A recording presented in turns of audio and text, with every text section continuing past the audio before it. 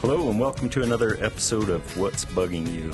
I'm your host, Chesley Elkins, here with my co-host. I am Brian Victor, and we are also here with a special guest. But before we introduce him, we're going to hear a word from our sponsor. Preventive Pest Control. Taking care of the pests you see and the ones you don't see. Preventive Pest Control.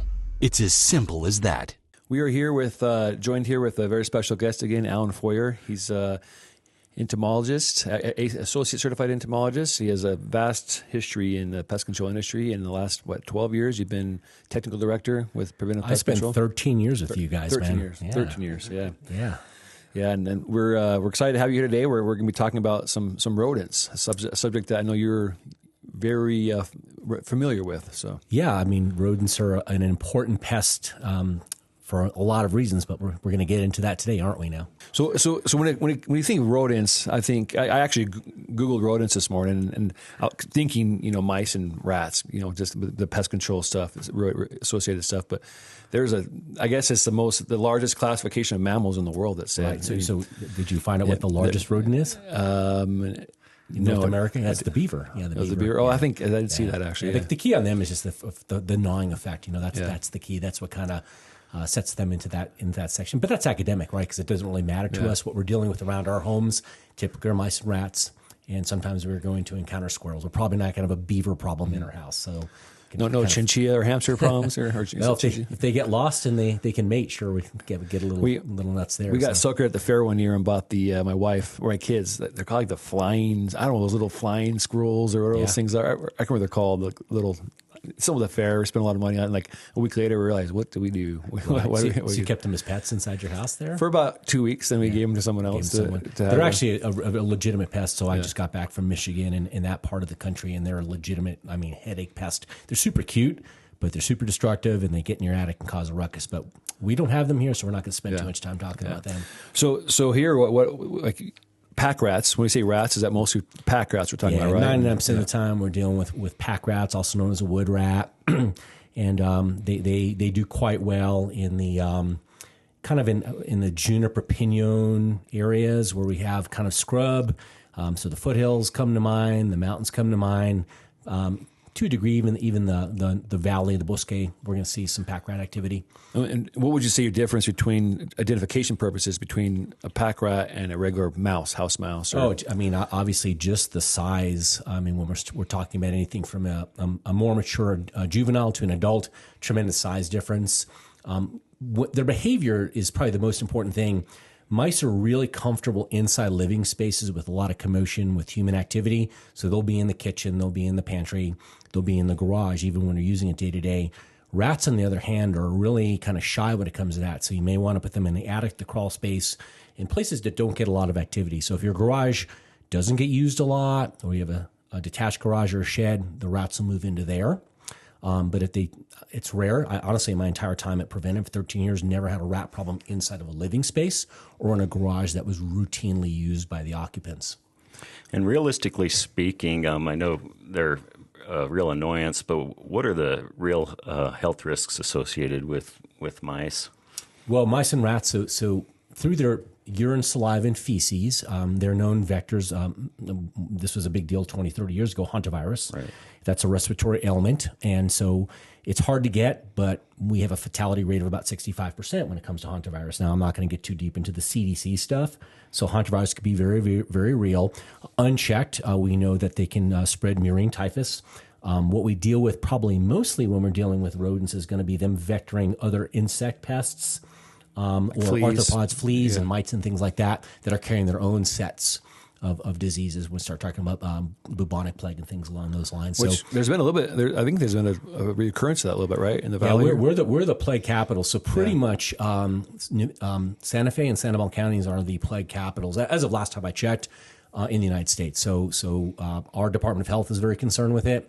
And so, of course, is the CDC. I've actually met some really neat people that were stationed here for CDC because of hantavirus, and a lot of their work then kind of bounced over into plague. So if you had, I guess, a a candy jar or something that has some Snickers or something in there, and a mouse got into it, you're not going to, if you were to eat it, you're not worried about getting sick unless it's fleas or something, right? It's going to be kind of gross, other than the droppings and the chance. So I don't like to sell pest control out of fear. I want to use common sense. So the likelihood of us having a disease, a vector-borne disease, from rodents or from the secondary pests that they may harbor is really, really low. Okay, I think the real problem we're going to run into is damage and contamination. I mean, even just the ick factor. I mean, so if you think about these rodents getting into your food in a pantry and tearing into a cereal box or something like that, and urinating and defecating on it, that's just gross in its own right. And so we're probably going to throw that food away. When we think more globally, when we're talking about rodents, is we probably lose currently about 5% of our food production to rodents in the United States, and globally it can, in certain areas, can be up to like 75% of the food is destroyed and consumed by rodents. So pest management for rodent control is a virtuous effort.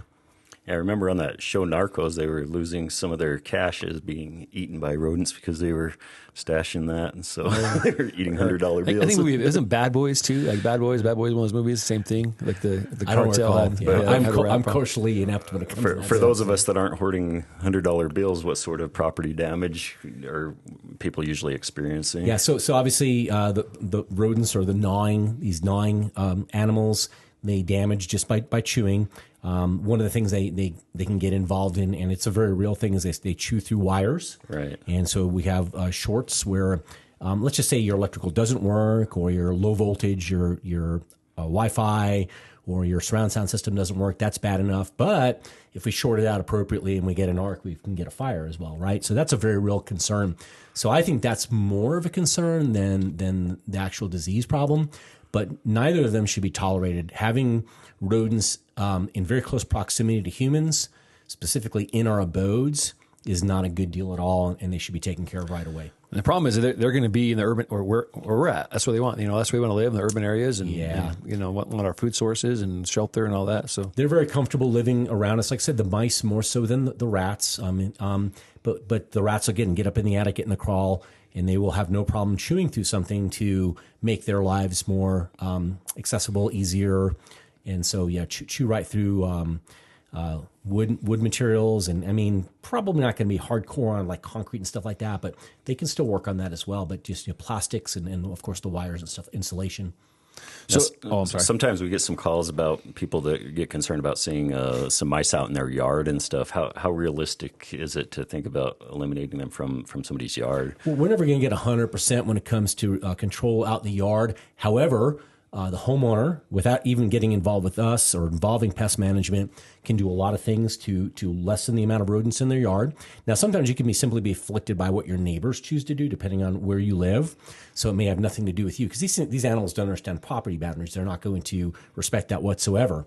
But let's think about the things we can control. We have to think about our pet food. Where's that stored? And how do we feed our pets? Do we put out a big old bowl of food that's quickly gobbled up by the dogs? That's good. Okay, that's just feeding when we tell them to. Or if we constantly have food available for them, that's on-demand feeding. And two things happen: you get a fat dog. My daughter's a veterinary nurse, and she's gonna she'll fat shame your animal. That's something that we have a little fun with. Number one, you get fat animals, and this could actually be cats as well. And then of course you attract a lot of rodent activity. Bird feeding. So again, you feed birds. This is the hardest thing we're challenged with when we talk to the consumer out there, is like, if you want to feed birds, you're massively increasing your likelihood of having a rodent problem. Yeah, in my experience, I think probably 90% of the time, rodent problems are almost self-caused by people. Either the way they're storing their pet food, their dog food, they leave their garage doors open all day long, and stuff that you could totally do to avoid. Yeah, and that's a great segue, Brian, because I think so. It's great that we get hired as professional pest controllers, but at least half of what we're going to work with our customers on is things to change their behavior. It's like, so I'm an athlete, you're an athlete. We know going to the gym, eating right, and all that stuff's an important part of what we do. Certainly getting help from professionals, whether it's medicine or medical training, sports training, that's good where someone helps us. However, if we don't eat right and we don't go to the gym, we're not going to be in good shape. Same thing when it comes to all pest control, but rodent control specifically. Management of that pet food, the bird food, keeping doors and windows shut, sealing up the building, whether you can do that on your own or you bring us or a contractor in, decluttering your yard, keeping the weeds down. These are all things that can be done that are all affiliated with a holistic program to avoid a rodent problem. We're in a great position as humans to not have rodent problems unless we do something really silly. And when you talk about sealing up a building, what does that look like for someone that hasn't been through that process or seen it? Well, I mean, for those that can see the video, that's my hole checker right there. Pretty much, if I can get my finger into a gap or hole in a structure, a mouse can get in there. Now, a rat may have a little bit more challenge getting in through the finger. Maybe it's a thumb, but that's what we want to consider ourselves. We want to get down to a tolerance of less than a quarter inch, whether that's underneath a door, the edge of a door, the utilities on your roof. Oftentimes people go, oh, they're going to come in low, like if you picture the Tom and Jerry cartoons where there's a mouse hole in the corner. That could be very real, but what we saw was easily over 50% of our rodent activity that we see as an industry is coming in from the roof line. These animals are adapt climbers, very athletic, and they're coming down the roof utilities and getting into the interstitial spaces of the flat roofs and into the attic spaces. Then they matriculate down into the living spaces. Yeah, some houses are real heavy. You can even see the trail from the mice, the rodents going up if they heavy traffic on it. I can't remember what you call that trail. Yeah, those are either called rub marks or sebum trails. I want to pronounce that very, very clearly. Sebum trails. What happens? They're just covered in greases and oils. They run across the earth, and there's dirt and filth. And they track that, and you see it on the stucco or the wood siding. And if they do it enough times, you can see the trailings, knowing that you've got chronic ingress and egress. And that's what they're doing. They go out there, maybe get the food outside, and then harboring inside the walls and the ceilings of the home. Yeah, you see the houses have the Vega porches. You'll see the sebum trails, and you'll see where they get. Mm-hmm. It's not sealed, and they'll go into the house there. Absolutely. Canales or the gutters, but they're not sealed. They're all accessing there. Up into the parapets. Yeah, the pass-through parapets. Those are places, and these are places that lay people don't think to look. And I mean, and to promote, using a professional, we know where to look, because we train on it all the time. We've got a lot of experience, breadth and depth, and we got ladders. We're comfortable at heights, and we know all the little dirty little places they slip in there. So, and how about control? I guess getting rid of the mouse itself. So what we do it in layers. So we use an acronym called TAPR, TAPR, trapping, avoidance, population reduction. So I brought again, for those of you guys on that can see us, mouse traps and rat traps. Now, we're not going to demonstrate the rat traps. I definitely want you guys to see the difference in the sizes here. These are called expanded trigger mouse and rat traps. This one will hurt you, so we're not going to demonstrate this today. If you're uncomfortable, hire a professional. Mouse traps you can buy. What you're looking for is that. I still think that one will hurt you too. It looks smaller. Yeah, it'll break a fingernail, but it's not going to have a busted finger like that, right? And so these are easily set. And so the tip for the homeowner, if you don't want to hire a professional, this is definitely a DIY, do it yourself. You can get these. And the key on mouse traps is don't put out 1, 2, or 3. Put out at least a dozen, maybe 2 dozen, and put them where the mice have been seen. And the key is going to be set them quickly. Keep your finger away from the trigger after you put the It's not cheese we recommend either. We recommend peanut butter. And so, I mean, I know there's allergies out there, but check, you decide for your family, or we as professionals should check. We simply put peanut butter on that yellow trigger pad there. And then what the key here is put that trigger up against the wall in the travel point where the mice have been. And I set them in series of 2 to 4 because it's rare that you have one mice. You usually have 2 or a dozen or something like that. And you keep trapping until there's no more mice. And it means put them perpendicular to the wall. Yeah, put them perpendicular to the wall so they run right across that trigger. And oftentimes, I may not even use bait to capture mice because they're very curious and they're very mobile. So peanut butter is a great thing, but cotton ball, yeah, you don't even need that. I mean, if you put it in their runway, then it's going to effectively catch them. So, and I've heard that the rats are sometimes they're a little bit more savvy, and they'll a little more cautious around the traps. That's true. In what I've seen here in Greater Albuquerque and Santa Fe is I don't have a problem catching pack rats. They're not that elusive. They're smarter. They do avoid commotion, but I've hauled out dozens of rats out of an environment as well with the traps we have here. How much of an impact does it make if somebody has a cat around? Depends. If you keep that cat a little angry and hungry, it does a little better. But if you feed it and you treat it like a lap cat, it's useless. And so for like the lay homeowner comes in, moves the house, what would you recommend they do to just kind of look around and see if there potentially could have some rodent activity or some I guess some things in their structure to look for to make sure they can avoid it. Let's just break that up in pieces here. So what are they looking for? Well, mice and rats, they poop a lot. Now, the urine is going to be hard to see without black light. That's a whole nother topic. But their fecal droppings are really easy to see. So let's start with a rat dropping. It's about yo big. I tell people it's the size and the shape of a Tic Tac, but it tastes nothing like that. So don't try it out. Okay. So it's just a capsule shape is what it's looking for. A mouse dropping is going to be about 1/8 that size, and it's going to be kind of ragged looking with pointed ends. So that's how you're going to know which one you have. Most likely you have mice in the living spaces, and you may have rats out again in the garage or the sheds.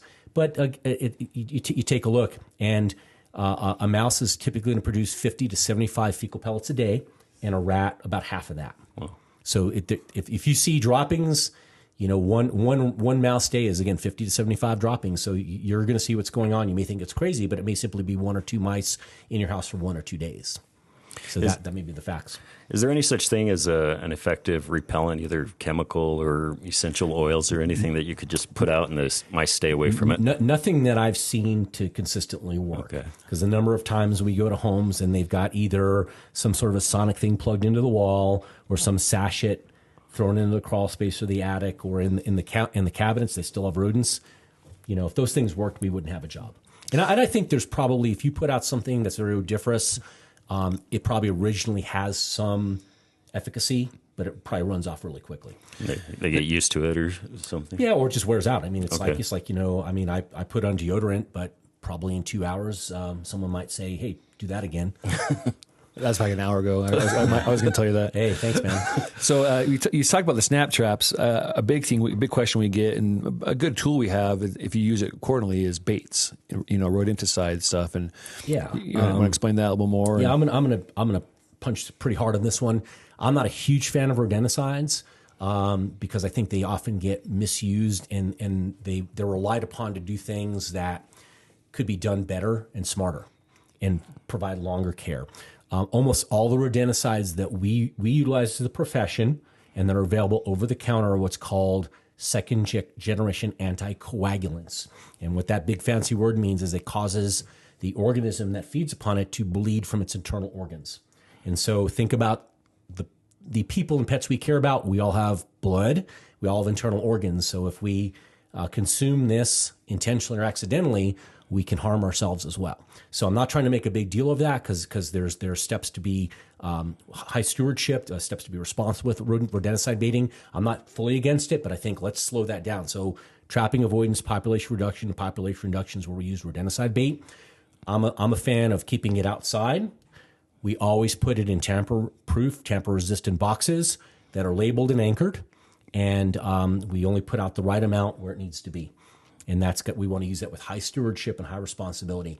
I'm always going to do a triage of why would I use rodenticide? What justifies the use? So for example, if there's a tremendous rodent activity in the yard, if the rodents are coming in causing damage to spas, saunas, the outside kitchen area, vehicles maybe getting into the engines of vehicles, it probably makes a lot of sense to use rodenticide. If a home proves itself to be in a situation where we cannot do exclusion, where we button up the home, then rodenticides make a lot of sense. I'm never going to substitute. I want to have high stewardship, but I would say let's think it through and say using rodenticides here, the benefit far outweighs the risk. It's like using, aspirin or ibuprofen for a headache or a backache. Guess what? Those are anticoagulants as well. They would cause you to bleed if you would abuse them. So if we have high stewardship and we follow the label, we follow common sense, no problems will occur. So when would you call a professional then at what level? Well, number one, if you're not interested in messing with any of this, if you're not going to take it seriously as a homeowner, call a professional. And if you've got a situation where your home is quite holy, there's a lot of gaps and cracks in the home, you probably want to have a professional assess it and say, here's what we can do to seal up your home. So we talked about trapping. We skipped over to baiting, but the avoidance is going to be, hey, you've got to keep your door shut. We've got to reduce some of the attractants around the house. And then the most important thing is buttoning up the house. We fight the battle at the outside envelope of the house. and that's where you want to get a professional involved. And you mentioned a little bit about the commercial side of rodent. Like I think restaurants, or I think of big food handling, or establishments. And I know we do some of that stuff too. Explain, I guess, the impact of that. The tolerance factor in those places is 0. I mean, it doesn't mean it never happens, but you just can't have rodents in a food handling or food production or food distribution situation. So there's going to be high levels of stringency when it comes to the rodent control program. Oftentimes, it's going to be prescribed by some higher level of authority, whether that's going to be an auditing agency or the USDA or the State Department of Health. These are all things that maybe your better manufacturers have their own, they've worked with rodent control experts. Dr. Bobby Corrigan's name always comes to mind. We hear about him all the time. He's the rodent control guru out of New York City. But the bottom line is there's been these programs designed for rodent control, and it integrates, just like we talked about, all these things are at play. Trapping, avoidance, population reduction, they're all part of it. What kind of structures are the most difficult to keep rodents out of? Oh, that's a great question. Manufactured mobile homes. Unless you've got a solid foundation, we're talking about a concrete foundation and block or poured form stem walls around the perimeter,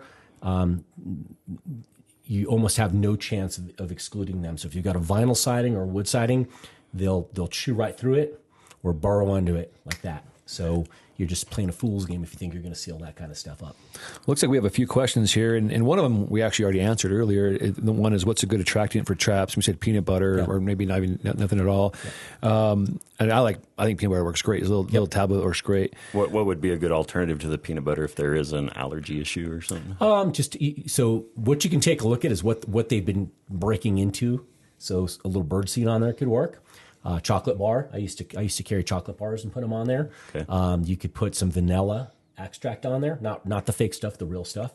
And sometimes you can just put little odds and ends like string and cotton. They might be interested in that. Mice fall for most things. But peanut butter is great because it's so easy to put out. It's not expensive.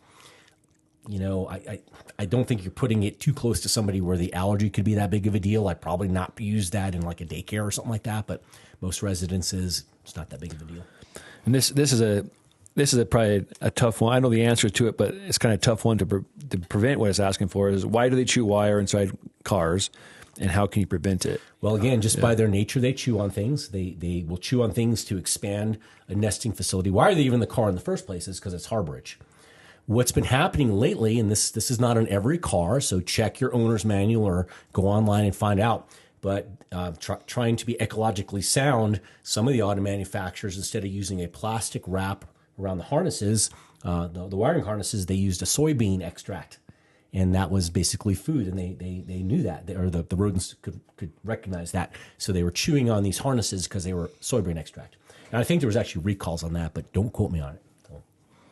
Yeah, a lot of times up in Positas or East Mountains, there'd be a truck or something that's been sitting there for over a month or something they don't use very often, and that's a pretty common thing. All of a sudden, there's the wires, it won't start because the wires are chewed up. Or for the listeners and watchers here, man, I tell you what, if you live in a rural location and you leave a vehicle outside, if you're not running it every day, you're asking for trouble with rodents. I mean, they will damage your motor, they will damage things in there.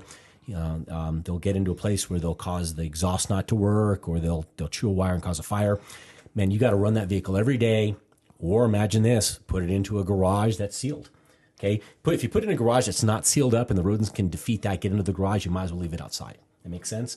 So think about that, because unfortunately, and this is a big thing about pest control in one of my little social things that drive me crazy is we don't use our garages to garage our vehicles. We just store crap in there, and so that makes the rodent problem even more. I thought the carport was for the car, the garage is for the the crap. You want to look at it there. So if somebody's selecting a pest control company to help them out with a rodent problem, what are some things that they should consider when selecting a company? Yeah, I'm going to rewind to the bait thing. If all they want to offer you is rodenticide bait as the solution, they're not your pest control company. And and some of that's said as a preference, but I would tell you, if you were to ask the better pest control companies, if that's their only solution, they really have not thought out a holistic or integrated rodent program. I think what they need to look for is a company that's going to come out and give them a an assessment, a written assessment saying, here's your vulnerabilities, here's the solutions, here's what you need to do, here's what we can do, right? And many homeowners can do what we prescribe even if we did it, right? They could seal up their home, but they may go, well, it's just easier. You've got all the tools, you have the expertise, get it done. I'm that way. I'm like, I could put it in my own new sink thing, but I'm going to pay a dude to put it in correctly and not mess with it. So those are the things you're looking for. And then, of course, taking a look at the short-term fixes, or the immediate fixes that are going to last a long time. So we'll get the mice out, we'll trap the mice out, we'll button up the house, and then do we really need to use rodenticide outsized for population reduction or not? That's a really good conversation to have. And if your pest control company is forcing it down your throat, that's probably a bad pest control company. If they're making this as an option, this is a recommendation, that's not being forced down your throat. And remember what I said earlier, you may have certain structures where the best hope for rodent control will be bait, but there should be a justification for that. It should be like, there's no way we can button up your home. Okay? And like I would say anything with pest control, compare and contrast a couple of companies. Okay? Talk to a couple of different companies and see who's got the best idea. Okay, and if you're going just on price, you're making a bad decision already. Price will become important, but it's got to be compared apples to apples. And I'm going back a little bit to traps. You remind me of something in that conversation just now. What about glue boards or sticky traps and the live trap, the tin cat type traps and stuff? And what are the use for those? And so we'll set aside the snap traps, which are my favorite. They're proven to be effective. This is again, in my opinion, the most humane. Right? Yeah. I mean, they get the job done, but they are lethal. We're not going to save a mouse that's on that or a rat.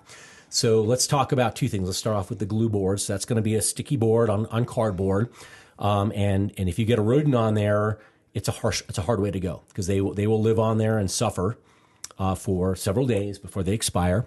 They can often be cannibalized by other rodents because it's kind of rough out there in Ratopia. And what happens is they defecate and urinate while they're on there. And so now you're creating more contaminants in the area. I'm not a huge fan of glue boards. I'm not going to tell you they're not a legitimate tool, but I'd use them very sparingly. I will use a glue board for rodent control when I mechanically cannot get this lever bar, it doesn't work. Like there's no room. I've only got a flat space to put it. Again, at the end of the day, I'm more concerned about taking care of the humans than I'm worried about what happens to the animals. But I can't remember the last time that I utilized a glue board specifically for rodent control. Yeah, the reason I ask that is we have customers calling and requesting that, thinking it's more humane than the snap traps, and it's the opposite. Absolutely not. Again, that rodent's going to live several days on there, and it's carnage. It's kind of gross. And even when we consider using those for like a general pest control monitor, we want to be wise where we put them as well, because again, what happens with the glue boards, we start capturing lizards and snakes and things that we don't want to capture.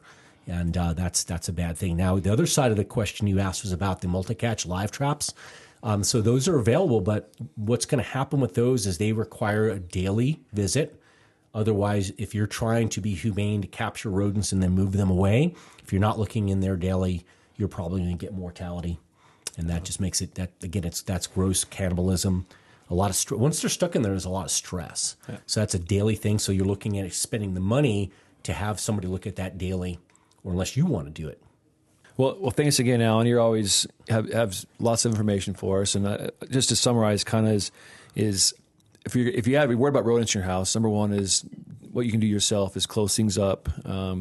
But keep your windows closed, keep doors closed. Look for any kind of entry points, the size of your pinky or bigger, and seal it up with some kind of steel wool or some kind of mesh or something, or even some type of sealant or something.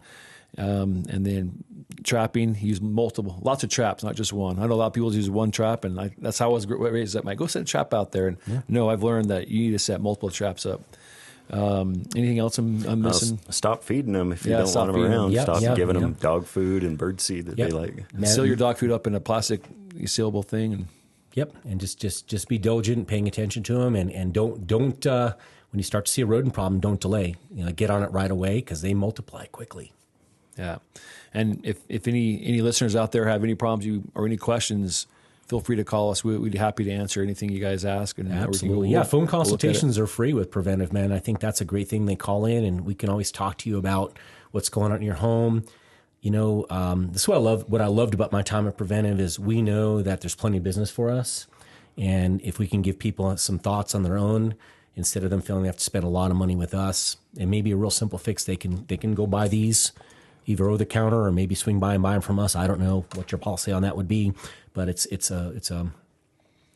if they can do it themselves and it's an acute problem versus a big chronic one, then it's definitely handleable. They can handle it by themselves.